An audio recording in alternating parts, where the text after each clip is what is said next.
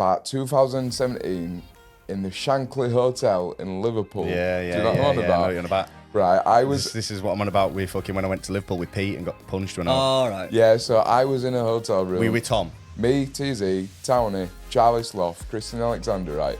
Must have been 1 a.m. and you literally busting the door. Do you know what I'm going to say? I'm glad. I know what you're going to say, but I'm glad that you were there. I can't actually remember because I got fucking knocked out. But I'm glad you're there to tell me the story because the three boys that I were with. I'll tell you what I know from now on. Can't believe he's been trying to call TZ out on Misfits and it gets folded in half like that. Fucking mate.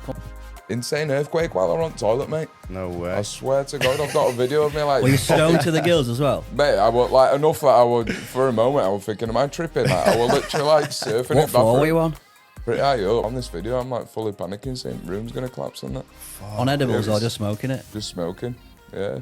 What would you have done in that situation? Oh, I'm panicking. Yeah, there's a lot of potential jump out the window for me. We all had this 2CB flake together, and then in the following morning, we were all calling it God dust. Like they were all saying that was the craziest trip we've had in our lives, and it was honestly unbelievable. And when I started in business, it was to have not time freedom, because time to me, when people say that, it's not really worth anything. My time, so I have to be doing something in exchange. But that's sort of what I think in my head. I want that lifestyle freedom. Sure. And I think creative and social definitely allows that. It's just, like I said, back to that original point, it's just so hard to get it off the runway. Yeah, absolutely. That is the key.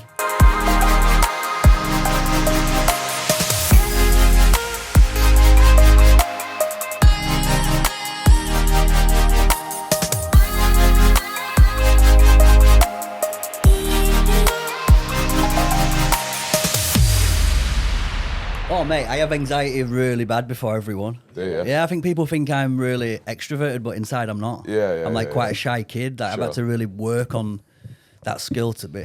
Sure. I feel like the same about myself with regards to that. I've followed your stuff for a long time, so I'm happy you've come today. Thank I want you to very quiz much. your brain. I've seen the launch of the YouTube channel. How's that going? You know what? I thought it was going to be a little bit faster than it has been, but then like I've done some research into like the growth of, let's say, the average person on YouTube, and I feel like I'm ahead of the curve. But then, yeah, like I can't lie, like I did think it was going to be a little bit quicker. So I don't know. There's been some nights where I've been like pretty disheartened and that, like, because I did start where I was uploading every Tuesday 5 p.m. and like some of them Tuesday nights I was pretty fucking gutted. Like I'd spent hours on it. People don't see the work that goes into these videos, especially yours. You're traveling all over the world doing all this crazy stuff. Yeah, you know what? I'm like being as well with it, like too much of a perfectionist with like regards to my edits and stuff. Like you can really be quite sloppy and like rush through your edits on YouTube, and it don't really take away from it. I watch some vloggers where it's like really raw, and sometimes it can be even better, like when it is more raw. And honestly, I think because I've been like a videographer, I've been doing it for 18 years now, and I feel like I've set like this standard of editing for myself for other people's work where I just can't come away from like the level that I know that I can edit to. So for example, my next video, what's coming out, which is probably going to be out on Wednesday, I've spent like enough time that someone will probably have to take like a week's leave to edit something like that. Do you know what I mean? I'm like, fuck me, like, is this even, it's not even sustainable what I'm doing. What's the end play with it? I just want to be like, I'd love to get to a point in my life where I don't have to make videos for anybody else. I'm just making videos for me. Do you know what I mean? Like, I've been making videos for 18 years now.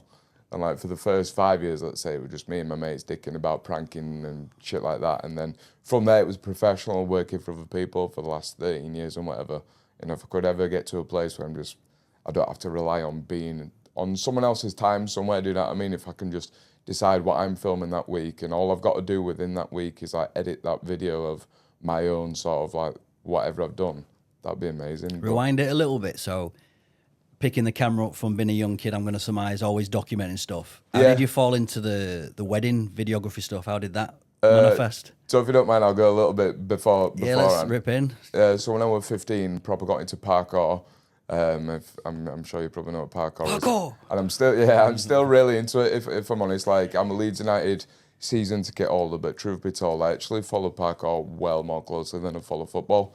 Like, with regards to football, like, I follow Leeds, but in terms of, like, football as a whole, like, there's a lot going on, man. You've got to invest a lot of time to be, like, knowing exactly what's going on. And some people, I'm like, fuck me, how are you finding the time to watch this many games and whatever? But with regards to parkour, like I'm still right into it. But anyway, so when I was 15, got into that, and like I wasn't like necessarily a natural at it and whatever, but very quickly I was like the one who kept bringing the camera out. And like it's like either with parkour or stuff like skating or like an extreme sport, you either get a clip that you're happy with or you get a bail. Do you know what I mean? So I just always like I was always that person with the camera and like let's see what happens like when we film this. And then naturally like when you're doing that you start filming pranks. And then as me and my mates got older, we started boozing, started smoking, stuff like that. It just started becoming more about that sort of stuff. My first video that was like kind of noticed by people locally was I went to Leeds Fest when I was like 17, 18 years old. Done a video for that. My mate Danny Jones, he started Swagger in Wakefield, which I'm sure you know Swagger. Yeah, been there. Yeah, he was like, oh, do you want to do a video for this? That was how like my whole club sort of thing started. From there I went on to Sleeping is Cheating. Did stuff for Tom and Kane for the next 10 years. That was probably my main thing throughout my 20s was probably Sleeping is Cheating. Was that sorry to interrupt, was that when Zenet was on the rise? Yeah, so I was more or less Tom's like first cameraman, and then so I kind of seen all the way through like our 20s together, just more or less done most things for him. So that was yeah, definitely. I would say within my 20s, as I've just said already, that was probably like the main thing that I had going on with Sleeping is Cheating. Do you know what parkour is? No, but I'm going to ask. I mean, oh, really? Yeah, no, I do know what parkour is, but what I'm going to ask is like, what do you actually enjoy about parkour? I mean, you could say that about many sports, couldn't you? In terms of I don't know, cricket. But what do you actually like about it? What's your favourite part about it? Jesus Christ.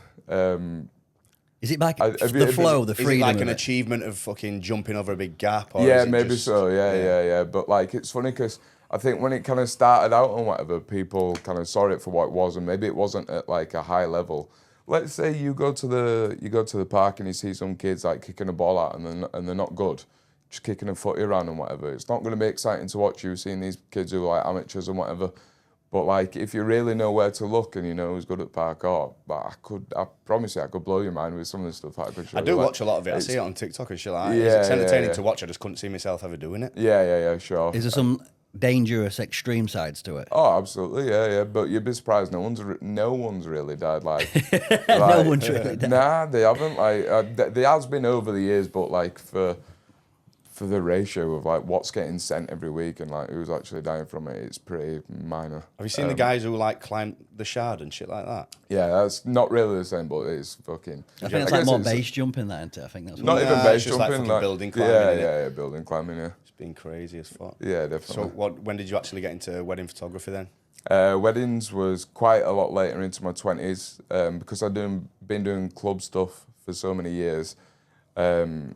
I went through a phase where me and Danny Bond, like, we got really close, and we're still close, but like we kept going on these trips together, and he was like, he felt like I'd outgrown clubs before like I'd seen it for myself, and so he was like, you need to be moving on to like the next thing now. And before I knew it, he was right. Like, mate, when I was like 27 years old, I was in clubs, and as a club cameraman, you're not really getting respect, mate. Like, you're getting fucking tugged by like 18, 19-year-olds, like, take a picture and that.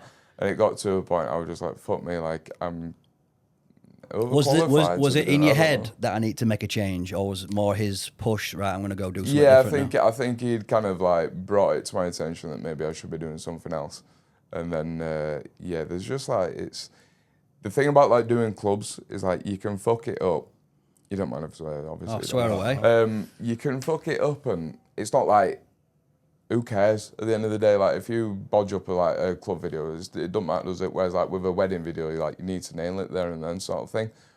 So it was great practice all them years. Like, I would never regret. No, it was amazing. In fact, while it lasted, but then it just got to a point where I just felt like I'd outgrown it. I needed to move on. I think it flows into YouTube as well, because I'm going to guess you get invited to these crazy places all over the world almost. I've seen some beautiful venues. Yeah, sure. You get into them sort of piggyback off that and do your own vlog and your own content inside that sort of business job you're doing. Yeah, definitely. Like, within the time that I was doing it, like, you meet a lot of people. You're around a lot of musicians, artists who are obviously great at what they do, and maybe going to other countries, filming in clubs and whatever. And it definitely was like it was a major stepping stone. I think there's a lot of people who do come up through doing clubs and then find themselves maybe at like a better place or whatever afterwards. You know what I mean? Bring it back to the YouTube. More of a selfish question. I like how you do it, like reverse engineering your process. You backlog them almost. So you go do the event, you document it, you film it, you edit. What's the time from doing the event to the vlog being released? Do you have sort of a time frame in mind? So when I first started, because I've not really been YouTubing too long now, it's like been 5 months. So for the start, I'd kind of backlogged for the first couple of months because I've had a hair transplant quite recently, and I feel like it's really coming through, you know. But like I knew that when I got my hair transplant, I was going to be like just hibernating for a couple of months or whatever. So it was like leading up to the hair transplant, I backlogged maybe a couple of months worth of like weekly videos. And then when I got my hair transplant, that was from the point where I was like, I started YouTubing from then, just so it gave me something to do while I was like in my room. I was like, mate, I was recently in Vegas and I was boozing with a guy who'd had a hair transplant 3 weeks ago. And I was just like, oh, mate, you look fucking pretty ugly, you know, when you've had a hair transplant. I've had one. Have you, yeah? I had one about, say, 5 years ago.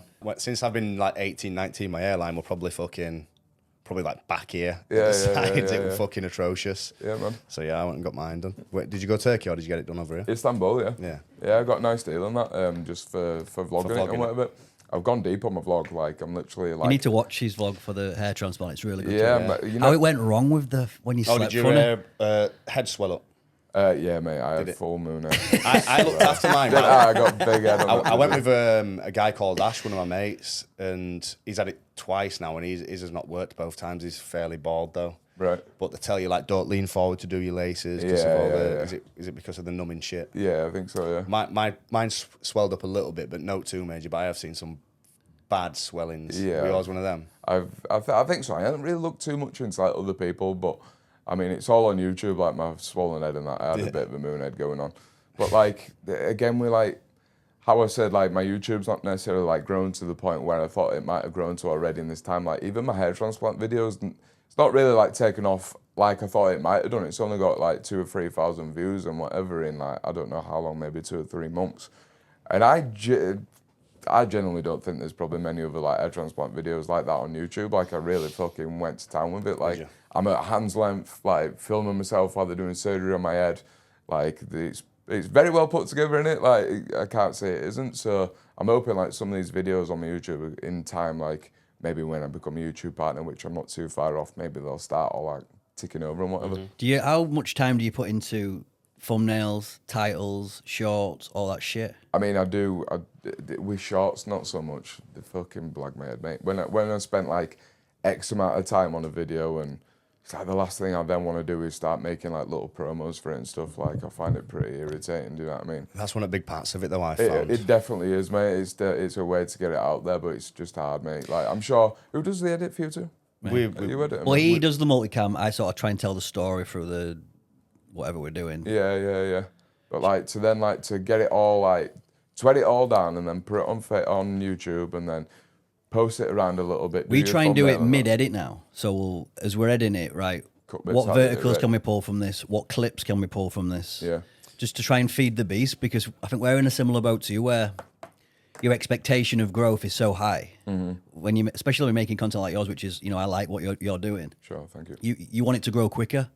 So we've sort of chucked the kitchen sink at us. We're running ads. We're going to run YouTube pre-roll. We run Facebook ads, driving them to you. Like I've tried to take my business sense and really treat it like a business, because I've got a similar goal to you that if this can be a full-time gig and you can travel around, just talk to people and vlog, fuck me, there's no better lifestyle than that. It's the one for me. So Absolutely. It's just willing to put that work in on the front end. I don't think I would ever have been able to achieve it if I didn't have a business partner. Yeah. Because I've tried to start podcasts before, but because I run a business, I couldn't give it the energy it needed to really get it off the ground. And I think for me, looking at YouTube, to get it off the runway is the hardest part. Yeah, but I think once you're there and you've got that base of viewership, then you should be off to the race, especially when you make content like you. But it's so hard to be consistent, because when you're studying it, I'm like, do we need to post it every day? Mm-hmm. Do I just focus on quality? Do I focus on quantity? Then you're like, fucking hell, how long do you spend on edits? Let's say you spend a week or two, and you've got people who are just churning out just basic iPhone shorts. You're like, that's what I'm saying. Like, especially this next Vegas one that I've got coming, I've put it's 45 minutes long and it's so like intricately edited. Like, Are we happy with his mic there? Sorry to interrupt. is that all right? Can you hear me quite clearly for you? I can hear you clearly, but just try and if you just get it as high as you sorry, can. yeah, sure. And Whereabouts did you stay in Vegas? So a mate of mine who's from Wakefield, he works in. Have you been to Vegas? I've been. Just the once. Yeah. So it's like every hotel almost has like their own kind of like Cirque du Soleil sort of thing going on, don't they? So he works. So it's called Spiegel World, which is kind of like Cirque du Soleil, but I think they're more or less taken over in recent times. But he works for them in the Cosmopolitan. But he's from Wakefield. Like he's a Wakefield Gymnastics Club has like produced some of the best like in the world and whatever, and he's one of them. So I met him through Parkour, and basically I went to watch him last summer in Mallorca performing. He was like, "Oh, if you're ever in America and whatever, come stay at ours." I think I saw that vlog. Did you go with some friends there? Yeah.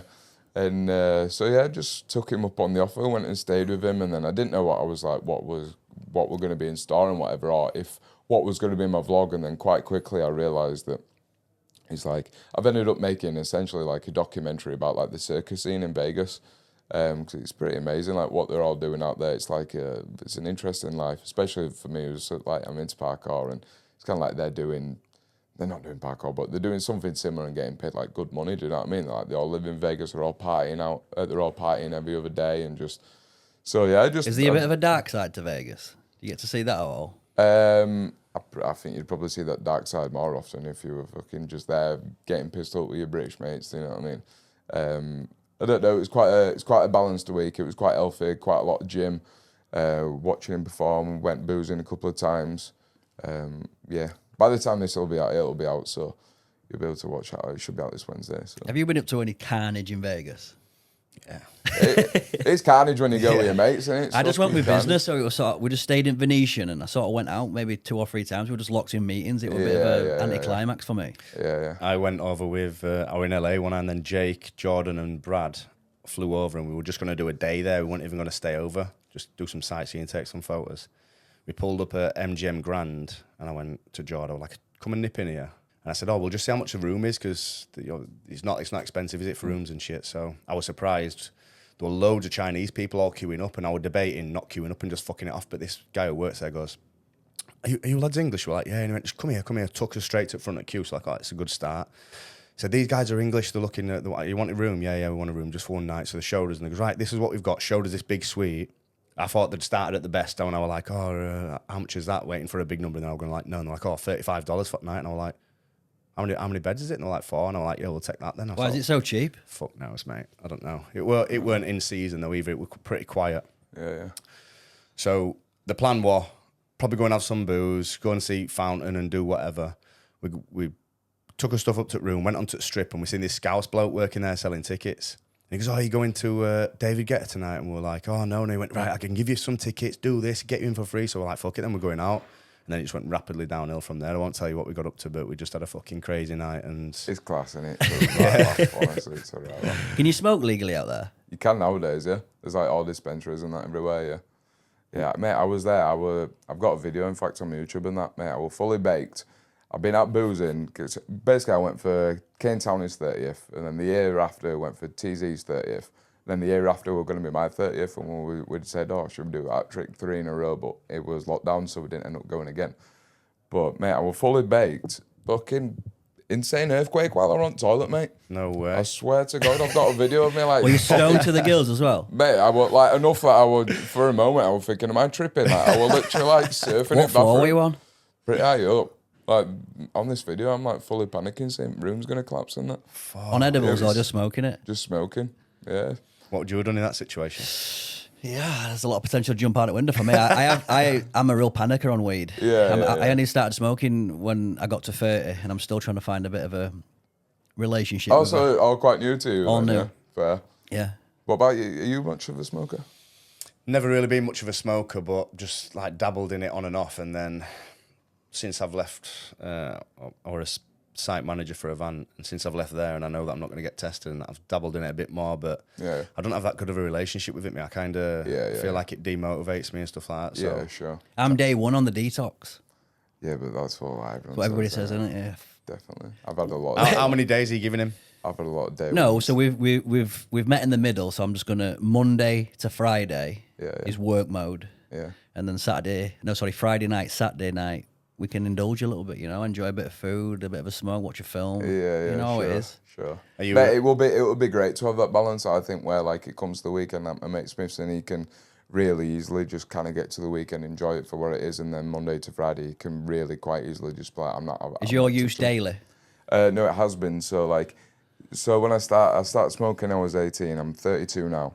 Within them 14 years, I've probably had maybe six periods where I've like literally flicked a switch in my head where I've had to go like full sober. But like every time I've done that, I've had so many day ones leading up to like the switch getting flicked here, where I've been like, today's the day. Can I ask why the stop? What clicks in your head? So when it actually does click, that's like there's always like a specific day where all of a sudden like I suddenly know that I've suddenly stopped. I don't know, but like leading up to it, it's not like I can just stop. Like I've had leading up to that day where the switch flicks, I might have, as you said, like today's day one of like not smoking it. I might have 100 day ones in a row, where every day I'm like, fuck me, I said I was going to stop today, and that's because like without smoking weed, I don't have. And I'm very fortunate to say this. I don't have like any dark days. I don't really have any dark thoughts and whatever. But I can quite often, like if I'm smoked and whatever and I'm by myself, I can start. Do you think that's good though? Sometimes to scare yourself, that paranoia can sometimes be. It can bring a lot of self-awareness. I think a lot of self-awareness. Apologise for that. That's all right. That's all right. There is a lot of self-awareness that comes with like being stoned by yourself. You can really overthink stuff, and you can get a good idea of who you are, like what you like about yourself, what you don't like about yourself. But like it's quite easy for them things that you don't like about yourself, in my experiences, that they can like really take over. And so I've had genuinely some. I think this would surprise people, me saying this, because I've never really spoken like this, and I'm not going to say I have mental health problems, because I absolutely don't. But when I'm stoned, I've had some pretty mental health. What problematic dwelling with what, who you are as a person, where I'm in life. I've just like second guessed myself, where I'm in life, stuff like that. I've definitely second guessed myself plenty of times when I've been stoned, where I won't do that when I'm sober, and then like the following day I wake up where I'm like, all right, this is day one, I'm not smoking, and maybe I get to 6 p.m. or whatever, and I'd have a fully sober day where I'm like, not a single bad thought came to my head. And then I get stoned again, and then I find myself at 8 p.m. just thinking of these stupid things again. What are you doing when you're high? I love to edit and that. Like it's fun editing high, innit? But then sometimes you might just have. Do you think the edits are as good high, or do you just? I don't think there's a difference. Not for a me difference. Personally, nah. I think like almost anything I can do the same like when I'm high as when I'm sober. I think I just think a little bit differently. Like during lockdown. Mate, I was running like decent distances, like obviously all gyms were shut and whatever. I was probably fitter than I've ever been during lockdown, and I was stoned every single day, waking and baking every single day. Like my normal day on lockdown was like literally waking up, getting stoned, playing Call of Duty and go running. Like I think with regards to stuff like my productivity and stuff, it doesn't really make a difference. But in terms of like, I can just fucking get a bit deep, and I shouldn't be getting deep, and I don't do that when I'm sober. Have you had any crazy trips to Amsterdam? We've got one booked. We're gonna go soon. I'm going on a stag do in literally 3 weeks sometime. Yeah. And do you get acquaint yourself to coffee shops, get stuck into that? Or you I've been quite a few times to Amsterdam, and I've never boozed. I've only ever got stoned when I've gone. But you know what? Like I talk about like how I have smoked a lot over the years, but I've never been like, even when I was younger. Or rather, when I was younger, I could quite easily have like bag bongs all night, like literally, like fucking way putting black bin liners on, ripping full creamy ones or whatever. I could do that when I was younger, but that sort of thing nowadays, fuck me, it'd send me to A&E. It used to always scare me that when I was younger. Like I'm going back to like maybe 14 and 15 on the streets. Yeah. Kids used to like smoke that, where it resin the the clay stuff, whatever it was called, and I'd see them doing like bongs and whatever else they were doing, and it never appealed to me that. Or I was a bit of a pussy. I was a little bit too nowadays, scared. like in older age, I feel like that sort of stuff, like I can't do that. But like when I was younger, I could. But I feel like a lot of my friends, let's say like my friend group is probably 20 of us, as in who we've been together for years, you know what I mean? And like, I don't really think there'd be many of them who could smoke to that same level nowadays. Like, I don't know if it comes with like responsibilities and stuff as you get older. I think maybe once you start getting like, when you're getting stoned, you start thinking, maybe I should be doing this, I should be doing that, instead of being like sat here with my mates, not really doing fucking anything. Do you know what I mean? Well, when you're young, you've got no care in the fucking Exactly, world, mate. exactly. But like you just said, then you've got no responsibility, so people can probably smoke and just not have to care about earning Sure. money or paying fucking mortgages and shit like that. Yeah, But yeah. you know, you just said then about you'd feel fine all day, and then you'd be like, actually, no, I'm going to smoke. I feel all right now. Then you smoke, and then your demons come out. Yeah. I don't have demons as such, but like, let's say if I leave your house and I go home, then and I sit in bed, and I'm like, why the fuck have I done that? Now I'm demotivated. I was going to do these things tonight. I was going to clean this, and now I ain't done that. Then I'd wake up next day and I'd be like, right, I'm not fucking smoking now. I fell out of it. Then I'd have a good day filming the podcast and editing. I'm like, fucking hell, good mood now. I can smoke tonight. Then it'd just be the same routine. I did that for like 5 days. I'm trying to like, now I need to stop. Yeah, definitely. I think the weed's stronger now as well. So like, No, I don't think that's what it is, bro. well, when we buy from that Telegram group, wherever it is, wherever it comes from, you just don't know what you're smoking. You could get a creeper. You could get head high. I'm feeling good. But even in the day, you didn't know what you were getting. Like, I swear, when I was smoking when I was younger, like, everyone used to say the bud were covered in, like, brick dust and shit. Like, people used to say that to, like, make it, like, weigh a little bit more. They'd spray it with brick dust and shit. Like, you didn't know what you were smoking there. I don't know if you really do know what you're smoking now, to be honest. Did you smoke a lot of, like, Cali when you were over there? In Amsterdam. Well, no, when you were in Vegas. When I've been in Vegas, literally, because I wear Tom and Kane and that, like, none of them are smokers, so I just popped into a dispensary, bought a joint. I can't remember, this is like 4 years ago. Just bought like a couple of pre-rolls or whatever, and just, yeah. What do you smoke when you're back here? Again, like, often my mate, in fact, you've had him on the podcast recently, Liam. He lives, like, he's pretty much my closest neighbour, I guess, in terms of a friend. And so, like, when I've been smoking in more recent years, because Liam smokes quite a lot, I've just more or less had whatever he's been smoking. I haven't even asked him what it is. I've just been like... Spice. Yeah, pretty much, yeah. That seems to be doing rounds at minute. I feel like Spice has dropped off a little Has bit. it? I saw some I don't know for CCTV. sure, but I feel like I've not seen too many Spice heads in recent times. I saw someone release fair. like some CCTV yesterday. Like Spice heads knocking on door. You don't ring doorbell. Oh, I saw that. It made me on downstairs. high alert because I was sober. I was like, Is it the guy that knocked his semi-balls gun over the fence? Yeah. Bro, I watched that and I thought, please be in my What you fucking do is come and garden. tie him up. I just fucking knock him clean out. Put him in dustbin. I want to ring doorbell. I want to fucking see what's Nah, going on, mate. they're a waste of fucking money. Bring it a little bit full circle for me. I know you're friends with Bradley Sutcliffe. Yeah, We yeah. need to try and get him on the pod.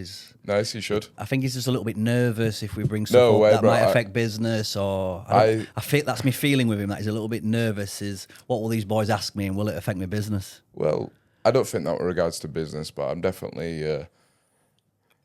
surely everyone comes on here a little bit nervous. Yeah.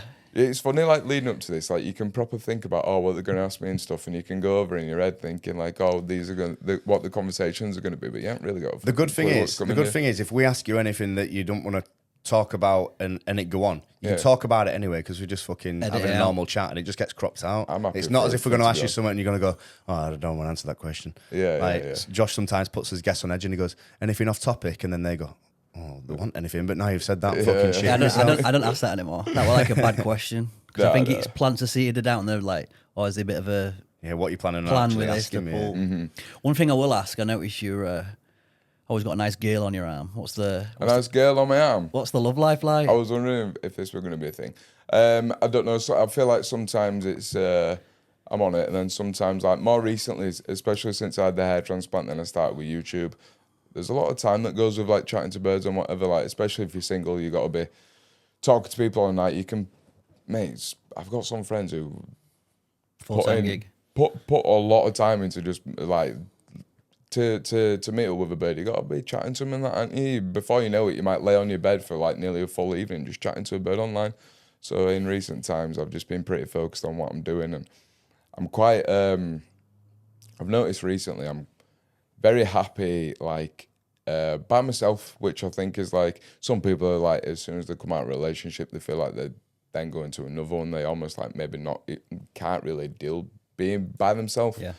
But how could I say it? I feel like I'm fortunate that I enjoy my own company. Do you know I think what I mean? if you like that, I never really get too lonely. The or right anything. person will fall into place, and if you've got that mindset. Yeah. So, yeah, definitely. I feel like I'd need a very specific girl to be like my girl who I see myself going forward with. Like, I'd have to have someone who's on their own time, maybe like self-employed, freelance or whatever, and to find that, I feel like I couldn't just be like, right, I'm on a mission to find this. I feel like You find the wrong one then as well. I do. Anyway. When Yeah. I've rushed it in the past, you find the wrong sort I of feel stuff. like when it comes, it'll come. I didn't know if I was going to mention this on here, but 2 weeks from now, basically, I'm moving to Dubai. Oh wow. And so like I feel like over there, maybe that'll become more of a thing over there. I feel like when you do move to another country, it can often be like a thing that you might settle down a bit sooner because you meet someone where, like, I don't know, you. How it's long's like that, making a how long's friend, that you been know on the what I mean? radar then, Dubai? We mentioned quite a lot on the pod. That probably seems to be the destination where a lot of people who are creatives in Hungary are going out there to sort of settle base. Yeah. So I got like my first. I had a fella like get in touch in December saying, "Do you want to come out and work and whatever?" And I liked the idea of it, but I was like, I don't know if I'd trade like everything that I've got for that. But then I went out for a couple of months ago. Me and my friend Tom, and we were shooting like some fashion bits. And while I was there, I had like another 3 people message me saying, "Do you want to come work out here?" And I just started thinking, it does seem to be like a lot of work going out there. It's like there's like well more work than there is like creatives and whatever. So Are they offering good money as well? it's better than what you get out here, absolutely. It's funny, like Dubai is to the UK. Like imagine like these countries where people kind of strive to like find a better life and then they make a wage that they send back home to their families, and like these poorer countries. Like I feel like Dubai is probably that to every country in the world, more or less, because like there just No seems to be tax. crazy money flying Very, about. very little tax as well, isn't there? Yeah, And they're yeah. changing rules a little bit, but it's in our but it's favour. Yeah. Over it's not. It's like here you're almost penalised to grow your business because you're just going to be taxed more. It's never made any sense to me that. It is crazy.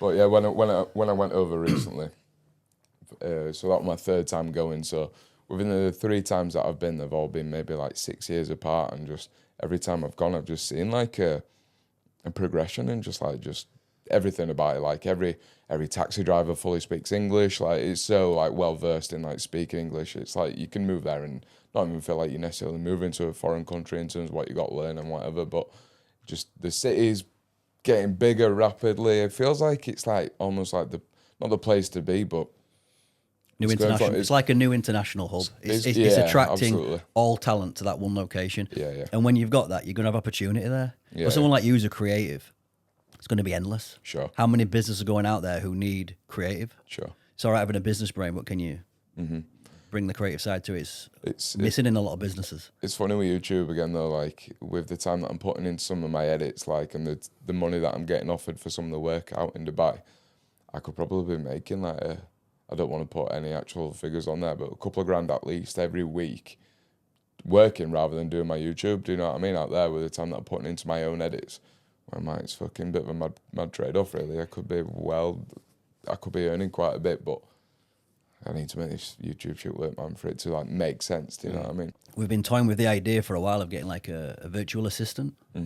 Someone who could potentially help with some of the editing or just speed the process up for us. Yeah. How hard is that to find someone who's got the shit together with editing? It's so hard. I can't do that. You have to be in control of it yourself. Yeah, that comes down to like being a perfectionist and stuff. And there's so many people when I've listened to like maybe like mindset or business podcasts and whatever, like that people say like the moment of growth for people in business is when they can really learn to like delegate the stuff and like not really give a fuck like how things are going out of their control. Do you know what I mean? Like if I could just film a vlog for myself and then just pass all that footage on to someone else and trust that they'll make it how you want it to look. Exactly. Like how much are you keeping an eye on like artificial intelligence for editing and whatnot? Not at all, to be honest. I think imagine I follow a few like AI bits on Instagram and stuff, but in terms of video imagine editing, a perfect world where you could just go film, yeah. document, send the files, Sure. and within an hour, video's done. Sure. That'd be the perfect scenario, wouldn't it, for a creative who wants to churn out content? I don't want to say so because I feel like that's like fucking robots. Yeah, but robots taking half of my. I agreed with that. Away from me. But you're going to have the speed element to churn out more content. You still need a creative vision and a story. Sure. The hard work is in just the labour is in the how do I get this churned out right? Like you say, you're spending a week there. Sure. I think it's going to get like that. I'm not saying it'll ever get to a standard where you're like, right, that is perfect all I want. Because there's all the subtle cues in I watch your intros and all this stuff. That just takes up a lot of energy, a lot of work, a lot of creative. Yeah. And to keep that pace up, it's hard, isn't it? It's going to be hard. That's why I get stoned because you're just like, I have a feeling like this will never, ever end. Yeah. And when I started in business, it was to have not time freedom, because time to me, when people say that, it's not really worth anything, my time. So I have to be doing something in exchange. But that's sort of what I think in my head. I want that lifestyle freedom. Sure. And I think creative and social definitely allows that. It's just, like I said, back to that original point, it's just so hard to get it off the runway. Yeah, absolutely. That is the key. Absolutely. How many videos you got on YouTube? It says 30, that includes shorts. I think I maybe got like 8 shorts on, so maybe like 20. I've got around maybe 20, I think. Because Mr. Beast, did you watch that video where he says like you should be first making 100 videos? Yeah, I've watched all of Mr. Beast talking about it and that. Yeah, he's amazing to listen to, isn't he? You watching your Casey Neistat when you were younger? I actually haven't, mate. And my brother. That was my first sort of projection into YouTube world. I think he was, for a lot of people, like the first vlogger. My brother's always like, you need to be watching. He did one a day for a year. Something about his face, I just can't get into it. Bit weird, anyway, with them glasses, but anyway. Sounds bad, rude, but it's true. There's plenty of vloggers and stuff who I do watch plenty of. I fly through podcasts. Like I watched 5 of yours. As of this morning, I watched Peas. I watched. How good's Coach P's voice? Yeah, everyone likes his voice. Yeah. Jody was the first one that I watched, because I'd seen that you'd done a few with podcasts. Like for me, it's more just about knowing this person, and like so I'd met her, and then I've watched. You've done 4P. I've watched. You watched the Zach Hardacre one? I watched Hardacre. I watched Slimane. So I watched a good 5 or so of yours, and yeah, man, I think they're good, man. I really hope we're getting there. Cheers, man. I hope it materialises. There's a lot of people who do. Apparently, there's 2 million podcasts. You know, wow, they're fucking pretty crazy. Some competition there, then. Yeah, there is. So there's so many people who start them, and obviously it's hard to really get it up. People don't see that. Like I say to you, but I've already mentioned this. If I were doing it myself, I think it'd be impossible. Yeah. So how long have you two known each other? A long time. I've known Ellie since he's been like 17, on and off, and then I've gone about my life and business and done whatever. But we've always sort of come back, and always wanted to help him out, and vice versa. And it just what perfect storm, because I was starting the podcast in my upstairs spare room, and we're sort of getting Holmesy around, and for whatever reason, he had decided he won't mind. It's common knowledge. He does OnlyFans. That's how he makes his income. Sure. And he had an idea of doing an OnlyFans one, so just getting OnlyFans chicks on and just sort of talking. And he said, "Would you do it with me?" And I was like, not my bag, like, even though when Amber came on, I did enjoy the podcast, don't get me wrong. Yeah. But I was like, I think we can do something together, just not in that domain and that subject area. Let's sort of do the podcast, get everyone on. Yeah. And 2 of us together is going to be better than one head just trying to do everything. Of course. And we just started it, and then it just snowballed. It's only been 2, we got an office, kitted it out, and then we're off to race. So have you got this for? Just solely for the podcast. podcast? Yeah, my office is next door. I sell motorhomes for a living. Yeah. So I just finish there with the boys, leave the sales team, I'm off for an hour, come pod, go back to business and just rinse and repeat. I can't believe, honestly, I said it to Bill when I came in, but for anyone watching, this is quite a lot smaller in person than it looks on YouTube. Like, they do a fucking amazing job of making this look like what it looks like. We used to do the set with the pictures. We used to scatter the room out like it were a room. Yeah. So, like, I'm new to video and whatnot, so trying to find perfect shots, lighting, it's fucking...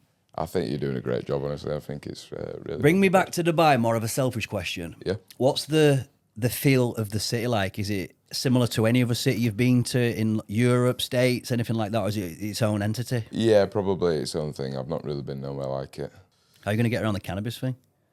Well, I don't smoke at the moment. Yeah, so, well, it's funny I should say that. So I was fully sober for 9 months. Again, I had a flick the switch day where, like, I'd had loads of day ones leading up to that where I was like, I really need to smoke, I'm losing plot again.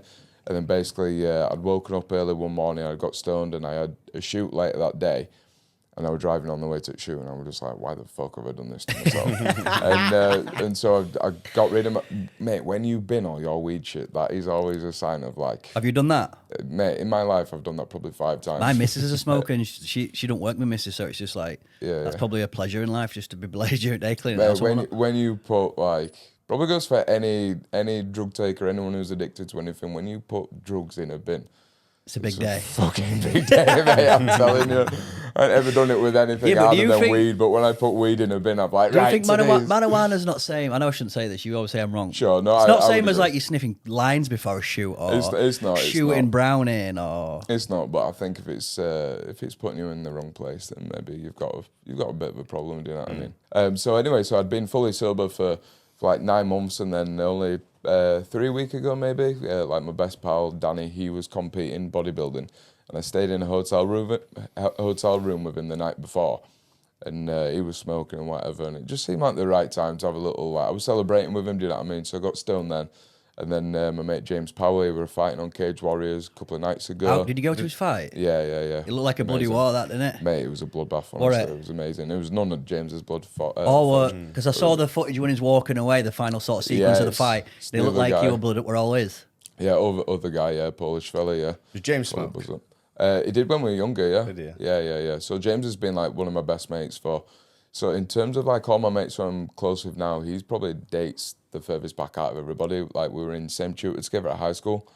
And then, so I've known James now for like a long, long time. He'd be a really good guest to have on here, if I may say so. Yeah, I think you should get him on, he's doing really well at the moment. He came for his first MMA session to Ty Harrison's gym when it were in Normie. Yeah. Him and another lad, I can't remember what the guy was called. And I just won a British title. I was only 19. Mm-hmm. And I brought the belt to the gym and we're all getting pictures. And James Powell was a little chubby kid then. And it was his first session, didn't really know what he was doing. Yeah. Now he's fucking he's professional fighter, got his own gym, absolutely smashing it on Cage Warriors. So he would be a good guest. We'll have to get him on. Definitely. You seem to have, I'm only looking from the footage you post and your socials, to have a very tight social group. Yeah, we do, definitely.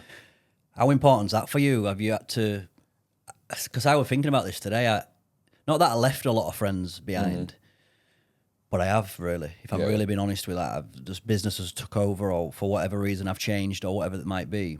How important is it to have that core group? Have you always had that? Yeah, we've, like, as I was saying, like, so in our group chat, there's like 20, 25 of us, and like we're going on this stag do in a couple of weeks' time, and there's 22 of us going, and it's like everyone from the group chat, and it's been like us lot just for years now, as long as I can remember. Like, we've all just been really close. There's been people who have like kind of separated away a little bit and stuff, but I don't know like how we've done it, if I'm honest. Like, my first YouTube video was like surprising my mates on holiday, and again, that were like 16 of us on holiday, and people were saying, I'm fucking hell, I ain't even got 16 mates to meet up with on holiday, and I don't know, I think maybe I take it for granted that there is so many of us, that we're all such close friends and whatever, but I don't know what we've done differently, maybe to other people and I'm stuff. no good at that, me. It's never been a strength, just... Having like plenty of yeah, friends, just a bit of a solo man, just... I know what you mean, but like in recent times, I feel like I do see myself going like, I feel like in recent times I've become more introverted, or maybe that I don't really like boozing so much nowadays. I don't drink too often, so I feel like I'm quite a lot happier. Like even with what I said with regards to birds and whatever, I'm quite happily running solo nowadays. Just with regards to everything, like don't get me wrong, I still love my mates, and we have got a great friend group and stuff, but. You're just happy to do your own shit. You don't Yeah, need to be seeing a little bit more like I'm on that same level at the even moment. in regards to like moving to Dubai, like it would have been a few years ago, and someone would say, "How come you're still living in Wakefield and whatever?" And that sounds bad because I love living in Wakefield, but with how much travelling I do, people are often surprised that I am still in Wakefield and whatever. And I've just been like, essentially, I just don't really want to leave my mates. Like there was until maybe just before lockdown, I would go see like at least one of my mates every night. A lot of it was just getting stoned and just literally going out for a smoke or whatever. Like my mate Chavez, I probably see him most nights just for the sake of like having a joint and whatever. And so I feel like them sort of routines can make you feel like you do see your friends all the time. And then ever since lockdown, I've just been a lot more like sober. My whole life's a lot more sober nowadays. I don't smoke often and I don't drink often at all. Well, lockdown a bit of a tipping point for making any big life decisions? Yeah, absolutely. It's funny, lockdown. It's stupid to talk about. Well, it's not stupid to talk about. Crazy that it happened. You know, when I hear people talk about lockdown on fucking podcasts, I'm just like, fuck's sake, COVID, here we go. But yeah, I feel like it changed my life. Like in terms of like before it, I was like I was boozing like not often compared to like the average person. Maybe boozes once a week, maybe even twice a week or whatever. Like I've never been someone who like waits for the weekend to roll around and then I get pissed or whatever. But I was definitely. Nowadays, I must drink like once every 3 months, maybe, or like whenever. Is it a big blowout?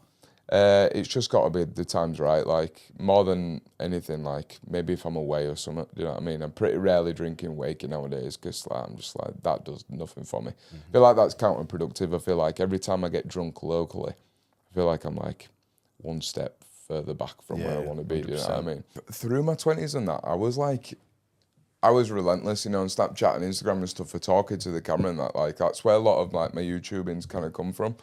Like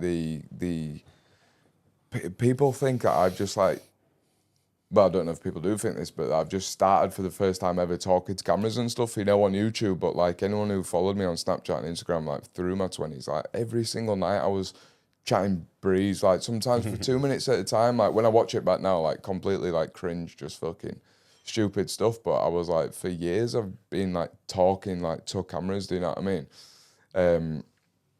And so like with regards to smoking, this was another thing. Like I'd find that I was probably funnier within the moment of like being stoned, and I'd quite happily put stuff on, but at the same time I could put stuff on my stories and stuff and then get stoned and then second guess them and delete them. Yeah. So like quite often I've deleted like almost like full Instagram stories and whatever, where I was like suddenly I got baked and I was like, shouldn't have said that and whatever, I got rid of them. So when I started YouTubing, I was like, I almost like live in some sort of doubt now that I could spend X amount of time editing a video, put it on YouTube, get stoned, and then be like, fucking delete it or something. Do you know what I mean? Just because like I start panicking about it. Is that just pressure of what solely what other people are going to say?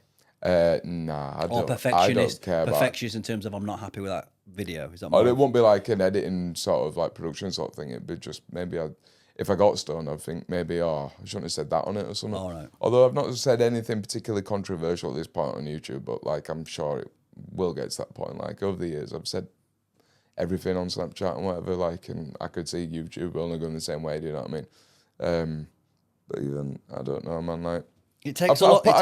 It takes a lot of bottle. People don't always see it. If they've never done it Absolutely. before, they have Absolutely. no understanding of how hard it is just to talk to the camera or talk to the mic and try and make sense for an hour or whatever Mate, you're doing. do you know how many people daren't fucking post themselves without a filter on? Like the fact that you're even sat in front of cameras now without filters on your face to. Oh no, Josh fully filters them up. Bit of colour grading, you know. Right? No, Oh, I'm joking. He Yeah, doesn't there's do a it. bit of colour correction goes in, but mate, it's fucking. There's so many. I don't even want to say birds. It's not even necessary. It's probably more specific to birds. Let's not fuck about. That wouldn't dare sit in front of like a camera without a filter on it or something. So like, I hate think, that weird one that's like really tans the skin, changes their eyes, Yeah, and of they're course. talking to the camera with it Of course, on. mate. It's madness. How crazy is it when you can see someone's eyelashes like Yeah, but flickering up? Instagram even tells you that there's a filter over it. It's Yeah, not like it's even yeah. hidden. It's not Yeah, like they've gone to the effort to like record it, let me filter it out a little bit, and then it could look a little bit real / Yeah, touched up. course. People just talk into filters. Have you seen that picture where there's two girls in back of a taxi and it's like they've fully, I don't know what they've fucking done, face tuned or face up the faces on it. And I think it's in like Canada or somewhere. They've just wiped filters off and there's this photo of these two girls looking like fucking Kim Kardashian and it's wiped it off and then you should see the state of them. Like, no offense to them, but Yeah. they put the two photos together and it's absolutely ridiculous. We'll pop it up on screen just so everyone knows what I'm talking Yeah, I've about. not seen that. I've seen that like they've just passed a law, haven't they, in France or something, that you can no longer be using filters. And I'd seen that like on, I don't know if it was in the news or newspaper or something, that they had like a before and after of a girl who had been using a filter. I don't know how she's been picked out as being like the face of this thing, do you know what I mean? But again, it was just fucking crazy. Like she's fit with filter, and it's not like she was terrible about it, but it's a cold world. Traveling world then, have you got any crazy stories where you've been in some crazy danger or there's been points? I don't know why this just triggered this in my head, but funnily enough, I've met you. I've not met you. He's not following one of your mates or something, has he? So, the only time I think me and you have been in the same place at the same time, right?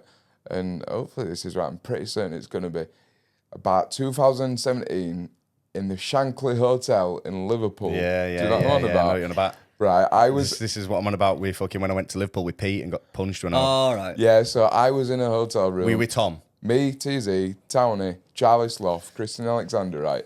Must have been 1 a.m. and you literally busting the door. Do you know what I'm going to say? I'm glad. I know what you're going to say, but I'm glad that you were there. I can't actually remember because I got fucking knocked out. Yeah, but I'm yeah, glad yeah. you're there to tell me the story because the three boys that I were with. Yeah. I'll tell you what I know from now on. Can't believe he's been trying to call TZ out on Misfits and it gets folded in half like that. Fucking mate, come on. Mate, bro, yeah, no, but were you there? Were you actually there when I got punched? No. Right, so So, I'll tell you up to this point, right? Oh, go. So we'd been at, it was Sugar Hut's launch party in Liverpool. I'm presuming you went to the yeah. same place. Yeah.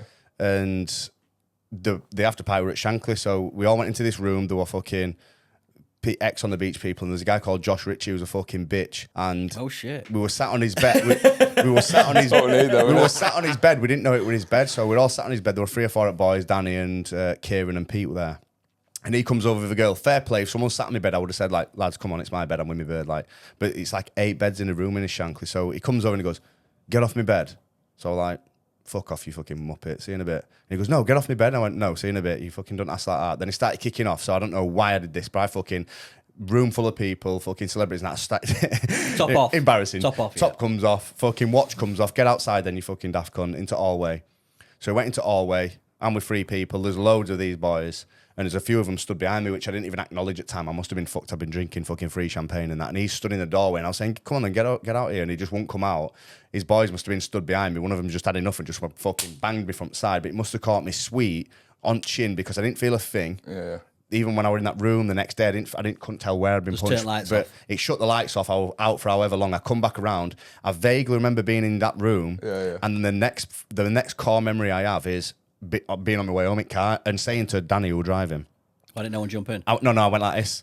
I went, so what happened then? And he went, mate, fuck it, I've told you 20 times. And I went, and this was the first time I had a bit of, I went, no, I'm back now. Like, tell me what happened. Yeah. And then he told me what happened. And I was like, why did you not fucking jump in? And he was like, there were loads of them. I was like, so? What, you just watched me on fucking floor? Like, what the fuck? Yeah. That's all I remember. So tell me what you remember. You bust into our room in your pants. No way. I swear to God. What the fuck? Sounds like him, though. He literally, does. you bust in, door flew open, you silenced the room. and you said, who's just knocked me out downstairs? We all looked at you. You kind of looked at all of us individually and then walked out, and that were it. It Really? was like, it were over in 10 seconds. So that's your first sort of. That was my only like encounter of Ellis. Like, it was just knocked me out downstairs in his pants. I was like, what? I bet I walked out and you were just like, Mate, what we're like, yeah, we're fucking funny to That's be fair. fucking madness, But we're that. all between us because like I don't know if Kane like we all kind of knew of him and whatever. And we were all just like, well, that Ellis, because obviously we're in Liverpool, so we're like, what's he doing like from back home or whatever? Crazy, but, mate. Yeah, funny. But and a mistake I made that night was fucking, you know, like modafinil or whatever it's called. I had one of them. I had one of them thinking, you know, because it was meant to make you like fucking switched on and work. And I thought, if I'm going to an event like this, I want to be able to fucking stay a bit sober. Not if you're mixing it with But champagne. I didn't know that though. That's the issue that I had. So I'd fucking popped a modafinil and then we're drinking and it must have just fucking skunked me, mate. Yeah. Never used modafinil to edit? No. Surprised you've not heard of that drug. Like a bit of a concentration. Well, they sort of thing. say the film Limitless was loosely based off Adderall and modafinil use. Modafinil was something that I got switched onto when I was network marketing. Just basically capsules the for narcolepsy. Right. So the pharmacy use of it is for people who just fall asleep randomly. But people who are trying to get that edge figured out, right, if I take it with an equal brain, then I'm going to just have endless energy. I used to be able to just work 16, 17 hours days presenting, just run it. There's always a fall off. Yeah. But I must have, when I was doing Organo, I must have been doing that every day for 2 years. Bloody hell. Just got it off the ground with That that. just seems like something you could easily become reliant upon, though. Do you know what I mean? Well, I think the problem with that drug is you had to start taking more and more to get the same effect. So Yeah, I just called it a day and so I'll leave that drug alone. I've not really touched that since. Yeah. There's a thing like, have you ever watched More Plates, More Dates on YouTube? Derek. Sometimes. He's the boy in, but he's got a product called Gorilla Mind, and I think that's a very similar sort of thing. I've never tried it, tried stuff like Alpha Brain from On It, and Yeah, I've yeah. tried other, but we've just been sent out some nootropics now, but they're really strong, aren't They they? fucked me up this morning. Yeah, they're really strong. They're more like a gel that you put under the tongue, keep it 15 seconds and swallow it in. Yeah. But nothing that modafinil gave you. It was almost like a lens changer. Yeah. And you could remain focused for as long as you needed to on any task without food. Mm-hmm. So You've been microdosing mushes? sometimes, but I'm scared of that because I don't know if I'm sensitive to psychedelics. If No, but when you're microdosing, like people have it like just tiny little bit. I should probably give it it's a not bet. something you start tripping on. Yeah, I should probably give it a better will because there's a lot of evidence that that's sort of helping people Yeah, out yeah, in it for yeah. creativity and just energy and just mindset. Yeah. Have you, on the psychedelic front, have you ever played around with DMT, big mushroom trips, anything like that? I've had mushies a couple of times. I've had like most party drugs and whatever enough times, but then probably my standout one. So I went to a secret garden party last summer, and like when I was going, I was like, I kind of gone knowing that I was gonna like have something that I'd never had before and whatever. So anyway, my mate brought this 2CB flake, and Talked about that on last week. Yeah. mate, honestly, craziest night of my life. Like, I'll never have another trip like that. I don't know if I'd ever have it again, despite how good it was. Like, I don't know if I'd dare do it again because I feel like you're on a knife's edge of like, if it had gone the other way, you would have fucking lost plot. In you know what I way? mean?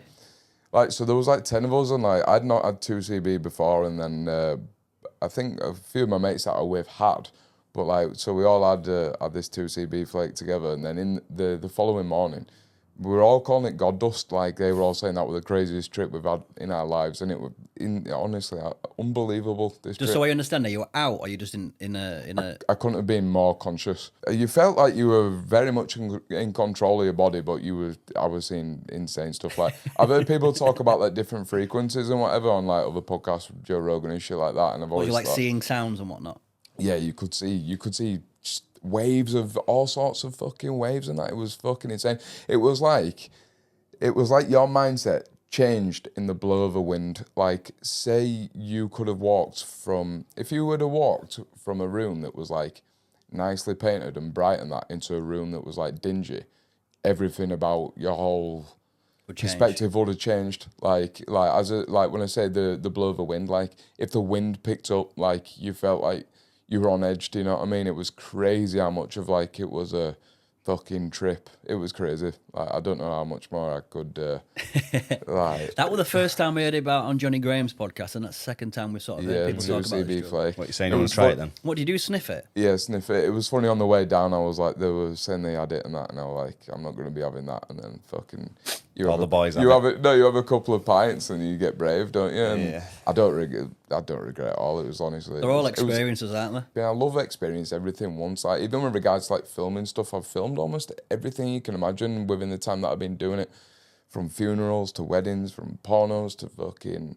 I've filmed. Film pornos? I've done OnlyFans bits, girl on girl, boy on girl, own bits. Are you I've done- involved or just GoPro and Ed? just yeah, not GoPro, but yeah, I filmed a few bits on Canon. Dicking one on camera in other. No, I can't. But just I love the idea of like experiencing just as many things as I can with regards to anything. You know, I love being able to relate. Like, if I listen to a lot of podcasts, like, I just want to know where people are coming from, you know, when they're talking about something. So I feel like when people are talking about something, I'm just like, if I haven't got that like personal experience of something, I'm like, You want it? You'll soak I it need up. it. Yeah. Need it almost. You know Or what I you mean? want to explore it yourself. Yeah, like with regards to like anything. I just want to have done everything at least once, just so I've got a bit of an idea where people are coming from when they're talking about something, you know what I mean? Back onto crazy stories, apart from seeing me and my boxers trying to fucking fight everyone. Yeah, yeah. On your travels, has there been any memorable... I got, so in Bangladesh, I was working for this like charity where they sent me to a couple of countries where I was filming more or less like poverty footage. So they sent me to like Beirut. I was doing like, I was meant to go to Syria one of the days, but I was literally in the van on the way there. It got snowed off, and I was meant to go to like the biggest like refugee camp in Syria where people like would have had arms missing and shit like that. But Beirut in itself was like insane. But while I was in Bangladesh, so I had this day out, this guy whose name was his real name was Johnny, but his real name was Muhammad Ali apparently, but he was just known as Johnny. So anyway, he took me around the Sounds suspect that, but we'll carry on. yeah. He took me around the slums of Dhaka, which is the capital of Bangladesh. And I swear to God, I must have been in places where not many white people have been. I was like in seriously dangerous places where, like, when I look back at it, like, this guy Johnny was like probably 28 years old or something. I was like 25. I'm like, as if I just so naively thought, oh, this guy's in charge of me today. He knows every fucking person in Dakar slum. Like, what's he going to do if it kicks off or something? Do you know what I mean? I was in like crazy places. Anyway, so I went under this motorway bridge, and this guy was like father to like 18 orphans and whatever. And I walked in. He pulled a gun up. Swear to God, I must have been about as far as where you are away from me. He pulled a gun up. He went, "Welcome, are you Muslim?" I was like, pretty much. Salaam brother. You fucking had a fucking Mate, no, he goes, "Are you Muslim?" I said, "No." He said, "Are you Christian?" I said, "No." And that's when he went like that. For a moment, I was just literally at gunpoint, mate, and all I had were Johnny next to me. Did Johnny do anything? Mate, so all, like there was like must have been 3 seconds of just pure silence, and all these orphans, 18 like lads who lived on this bridge, everyone just kind of at the same time just started having a laugh about it. Before I knew it, 10 minutes later, mate, I was filming this guy who held this gun up. I was literally interviewing it. I've got all this footage. I was interviewing him and he was fully just picking his nose while he were on camera, like talking to the thing, like fully digging in and that. I'm like, what the fuck? Told my mum were good. He's held this gun up at you. Yeah. Have you just like fucking stared shot down? Yeah, Barrel just or stared what? down it, mate. Stared down it. And then See, I everyone. hate getting gun, like, if someone points fucking air rifle at me, I'm like, fucking. Yeah, absolutely. Yeah, we're You're not crazy. in control then, are you? So No, of course not. you've just got to be like, Of course not. he could shoot it. It's probably not, but he could. Yeah, sure. gotta Fucking use your crazy. words. We don't then, know aren't if they're raged or fucking. No, it's under no. a bridge end of Mate, day. it lives innit? under a bridge, it's mate. it's not ideal circumstances. Fucking crazy, mate, honestly. Bring it to training. I followed up a fair bit of what you do training. Yeah. I know you've been doing. I know you're sort of fairly religious with your training and your diet. Sure. I've seen you've been doing a bit of work with your friend there at the MMA gym. Yeah. Which gym? Powerhouse. Powerhouse. Oh, yeah. Yeah. How much focus do you put into sort of your personal development, looking after your body, looking after your mind? Is it a fairly stringent program? A lot. It's probably in recent times become my main hobby, I guess. I think it's a hobby essentially Yeah. at the end of the day, yeah. So yeah, I probably train gym, like lifting weights, probably 4 or 5 times a week, and hit pads twice a week. Like, I don't want to say I do kickboxing because I don't fucking spar or anything. I feel like it's a bit of an insult to say I do No, kickboxing. it's a sport. but- It's a sport that you're training, isn't it? it is, but I just hit pads. I just started for cardio reasons, and I've been hitting pads now for like 3.5 years. I feel like I've got pretty decent at it, if I'm honest. But in terms of like sparring and stuff, like I'm not right into it. Would you consider any of the like charity stuff, anything like Yeah, that? maybe. If I was to do it, it'd be like I'd like the idea of kind of filming it all for YouTube. Like Your the friend hot- just competed, Annie Warren. Yeah. Have I told you what happened in that? No, dislocated shoulder or sword or something like that. Yeah, so it was a bit of a, not a slugfest, but the guy were coming in and just kept throwing this big right hand. Had a little bit of a wrestle. Warren got a bit like, put his hands down and he's like Conor McGregor in it. They both throw a right hand at the same time. This guy's shoulder popped out and I seen it straight away. And I'm like, he's hurt, get on him. And then Warren comes in, throws a few more shots and the ref like half stops it, but don't wave it off. And then you could just see, the top of your shoulder there. His shoulder will drop down and his bone will just fucking ledged off there. Okay. That's what I mean. It's like with me, even if I were to do that, I ain't risking all that for no money. You're risking a lot. You're risking a lot there for zero. But you know what? Like, with regards to getting in a ring, again, it's like a bucket list thing. Like, I feel like when I say I really want to experience everything once, mate, I'd be fucking scared to get in a ring, mate. Well, most people would, you know what I Absolutely. mean? But I really do think I will do it at some point. I'm sure I will. know what would be a because I sick really vlog? want to do it at least once. Have you been Thailand? Presumably Yeah, so. quite a Been few PP. times. Yeah. Have you seen the little ring there? Where you get pissed off watching people fighting and that. That's yeah. where on the intro I've got that video where I fucking punch that old guy and knock Yeah, him yeah, out. yeah. That's there. That'd be a good vlog. Yeah, definitely. I was thinking because we haven't posted this podcast yet, but we had Jack and Brad Gill, the twins, one of our friends, on, and they wanted to go to Thailand end of this year, and they don't really talk about it because the parents and family don't know, but they've had 2 fights with each other. In Thailand. He spoke about it on our yeah. podcast, but they've had 2 fights against each other, like out on nights out and shit. And I'm going to say to him, if we go to Thailand, we'll vlog it, and they can have a fight in see who's the PP. hardest one. Settle it then. Yeah, That'd be a fucking- good place to have your first fight there. Yeah, it would, yeah. Just act really weak and like, oh, I don't really want to fight, and then just Yeah, fucking yeah, stun sure. someone like I did. Sure. Yeah. You know when you're walking that ring there, tell the story for that and that. Let's be honest. OAP steps up. Yeah. What are you thinking when you know you can fight and you know you, especially that old man there and he's fighting a southpaw. He's just been fed to lions there a little bit. Well, he fed himself to lions, Yeah, really. but have you seen it? No, He- not seen it. He knocked a couple of I've years. seen it on Off, intros he and knocked a whatever. couple of years off his life. This poor yeah, bastard. yeah, And he Well, just walked straight onto a left hand and he just fucking sat him down heavy, didn't it? Yeah, it was a weird one because we'd been out all day on kayaks, drinking, doing mushroom shakes, and there were obviously like 6 or 7 of us boys, and we met a couple of girls who I knew from Ireland, so they come over and they were all pumping up, oh, are you going to fight tonight? Are you going to do that? And I was like, yeah, fuck it, I'll do it, yeah. And then when I walked in and I walked around the ring, nobody did it for 3 laps, nobody wanted to fight me, and this old guy, yeah, I'll do it. And then the Thai guy was like, what about him? And I was like, it's a bit old. But I've just walked around 3 times and nobody wants to fight, and I'm in mood to Fuck it. fight now. So I was like, if he wants to do it, yeah. And to be fair, I was planning on just having a little knockabout with him. But then when he started throwing leg kicks when it were a boxing match and fucking about and just going for Kill it, I just him. thought, fuck you. But you know what? Like, you don't know what his like previous experiences. He might have been fucking training for years or something. Nah, Or could he just didn't look like it. Yeah, Didn't look like it. Sloppy and literally walked straight onto left peg. Yeah, it was just Yeah. it was just a pissed up old guy that's probably had a couple of night out fights, and he was with all his family who were going, yeah, go on. And his cousin or his nephew wanted vengeance, and he got in there as Yeah, his well. nephew Yeah, stepped in after for one. Fair. I'd love to see that. We need to go out there and see all that. I'm up for doing it, and yeah, that'd be a sick vlog, Thailand. Mate, I want to see you fighting on Kingpin or something.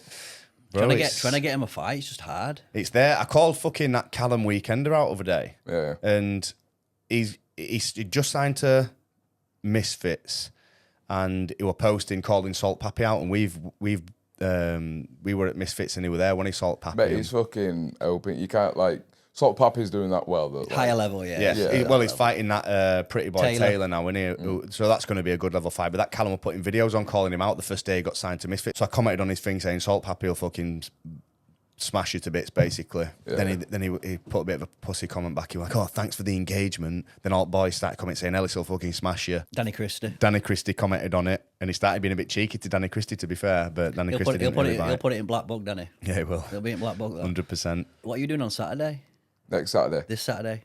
So that's Kingpin in it. I'm going. Oh, yeah, he's going down there. Yeah, So, yeah.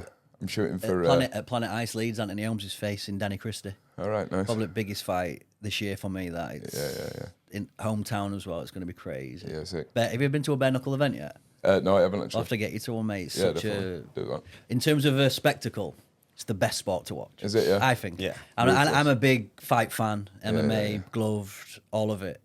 But when you go watch a BKB or bare knuckle event, Yeah, in sure. person, in the flesh, Mad. it's fucking unreal. Yeah, I bet. And then because we're very close to Holmesy, and then Danny's been on the podcast as well. Yeah.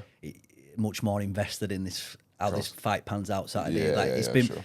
two like colossal men, Mm-hmm. and they're gonna fucking find out on Saturday who's best. It's just fucking no better than that. Like you've got to buzz off that. What sort of like what's prize money and shit on this? They get big purses now, don't they? Yeah, it's not prize money as such. You don't really get paid if you win or lose. You get paid your ticket deal, you get paid your purse to fight. But I know they're paying pretty well. Yeah. It's getting bigger and bigger. Fair. I just think the spectacle for the fans is there. People just, to me, no more real. Yeah, absolutely. Just hands, bare knuckle, see who's the best. And And I like the BKFC rules because you can actually clinch and throw punches like you would in a street fight, whereas BKB, it's bare knuckle boxing. If you get into the clinch and start throwing shots, the ref stops it like you would in boxing. If you're in tight and you're throwing punches, they'll leave it to fight. But on this, you can actually hook around the head and clinch and stuff like that. So it's more of a fight than a boxing match. So you're with Tom this weekend then, eh? No, I'm not actually. So I'm shooting for. Funnily enough, it's my brother's business. They're called Deserto. They are the biggest in the world, like esports. They're essentially like the Sky Sports News of the gaming world. Oh, wow. And so for the first time in my life, I'm shooting for my brother's business. Nice. Which is a long time coming. Like he's been doing it for years. Is he an older brother, younger brother? He's an older brother. Yeah, he lives in London. He's 35. And yeah, they want me to just go. I don't know how vloggy they want it to be, but there's basically me and this guy called Mike, and we're just going to basically shoot like a recap of like Kingpin and whatever. But I've told Tom I'm going. I'll catch up with Tom and like get some footage of him while he's there. And Tom's on the vlogging game as well now, isn't he? he is. I feel like he's not too committed to it though. Okay. He's juggling a lot of plates, more though, like a innit? necessary He evil. He is. thinks in his head, more like I've got to be putting stuff out there. And It was me who was saying he's got to be putting it out. So like, so there, you were just saying it's a bit of a necessary evil for Tom almost. He's obviously very, very busy with what he does. He's traveling everywhere. no.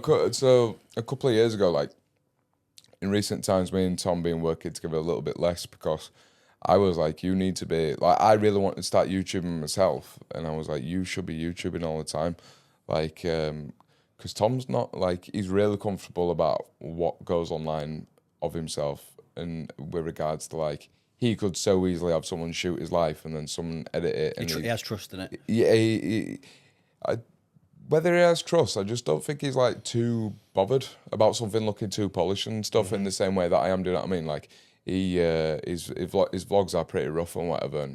And so, but anyway, so I was like, I want to be doing my YouTube. I haven't got time to like do both of ours because mine's taking a lot of time, and I also need to be doing paid work on top of that. So I was saying to him, you should be YouTubing all the time. Like, he lives an amazing life. Do you know what I mean? So he has started YouTubing recently, but I think he's only maybe put 4 out maybe. in the time that he's been doing it, which is like not consistent. Probably enough. gives him that relevance as well, and he probably can piggyback off this YouTube scene. Yeah. It's going to extract an audience there, and it feeds his beast anyway. Of course, mate. Like, mate, if you're anybody who's famous and you're not YouTubing, it doesn't make sense. Like, I'd seen João Felix, who plays for Chelsea, on loan at Chelsea. Like, he put a vlog on a couple of weeks ago, and it's got good numbers already. And all comments were like, "Oh, isn't it amazing that some footy players are starting to like look towards like YouTubing and stuff now?" And I'm just like, why aren't more of them doing it for what they get paid? You're always going to get like an ROI that like is always in your favour. And they've got money to fund a videographer, fund an editor. You don't have to worry about it. Just document what I'm doing. Yeah, you're always going to have something cool to document, and you're always going to get a bigger ROI because you're always going to have that audience bringing in the views. You're going to be getting paid, like whether it's through fucking brand deals or whatever. sponsors It'll or funnel all AdSense. sort of Do you know money. what I mean? Yeah. So like even with Tom, I'm just like, you should be YouTubing. Like it's a no brainer. Especially on fight scene now. We spoke about it, I think it was on P's podcast, and I said like, what's your thoughts on on influencer boxing and YouTubers? And he says, yeah, it's good. Like if you can do it. And I said like any boxer now that turns their head to showing the lifestyle, promoting themselves, getting themselves more followers, it's only going to benefit them because even if they just want to be a pro boxer, they don't want to be a YouTuber. If they're vlogging their life and showing a lot of interest, they're going to get paid more for fights because they're bringing a bigger crowd. Yeah. They're going to get eyes of promoters on them. Sure. Like these boxers who go, oh no, I've been training for this all my life, like, but they don't want to be seen anywhere. Yeah, it's funny. Like I watched the one with Jodie, she was proper against it once. I get the thinking, I like it, mate. but that's the world we're in. Yeah, that I is like the system or dynamic we're in, and that's it. It's like I was said earlier, I only really listen to a podcast of somebody I know, regardless of like how famous or whatever they're going to be. I like just listening to people that I know, essentially. And so like that's the pull with celebrity boxing or YouTube boxing or whatever, is that like, because I'm not like too into boxing, I watch like fucking really big fights and whatever, but with regards to like YouTube boxing, kind of know a lot of them already, so like it's straight away I'm like, oh, I want to see how this guy does, you know what I mean? And maybe Jodie's not into YouTubers in the same way, so to her like none of it makes sense, and that's probably the case with a few people who are into boxing. But for me, like King Kenny was fighting on like Beta Squad and that, I love their shit, and so like him fighting, that's interesting to me. I'd happily watch it. We watched King Kenny, didn't we? Yeah, I was one of the fighters at that Mythic show, Telford, wasn't it? Yeah. I'm actually a bit gutted that the Kingpin event's on the same event as BKFC because I did want to watch it. I think we might have to get it up on one at phone so we can just keep glancing across. Obviously, we had Amber on. Yeah. Did you watch that podcast? I haven't, because again, I don't know who she is, to be honest. No. Nah. Do you follow Ellie? Elle I know who Elle Brook is. I feel like Elle Brook and TZ are the most two name dropped people on this podcast. I feel like they come up nearly every time. There's a reason behind it. Yeah, I know who Elle Brook is. We want Elle Brook on here. Yeah, I'm sure you'll get her. Yeah. She's been mentioned enough times. Yeah, we're going to turn it into a casting couch as well. Right, boys, we're getting up to hour and 20. Let him plug some of his stuff. Definitely. Oh, plug we're the calling YouTube it, yeah, channel. while you're both busy, or? Well, I could sit and speak 2 hours for you, but Yeah, sound. All right then. plug your shit. Plug in, just Ben W. Marsh on YouTube and Instagram, whatever. Not too active on Instagram, but YouTube. Hoping to be doing them every week. Unless I fucking get wrapped up in an edit that takes me too long, or much longer than it should do. But yeah, I'm hoping to be doing this weekly. This is my first time podcasting. I hope you enjoyed it. Thank you both very much. We're going to have to do some shit together, I think. Absolutely, let's do it, man. That'd be 100%. sick. Yeah, Cheers, man. Thank you. Cheers, boys. Nice one.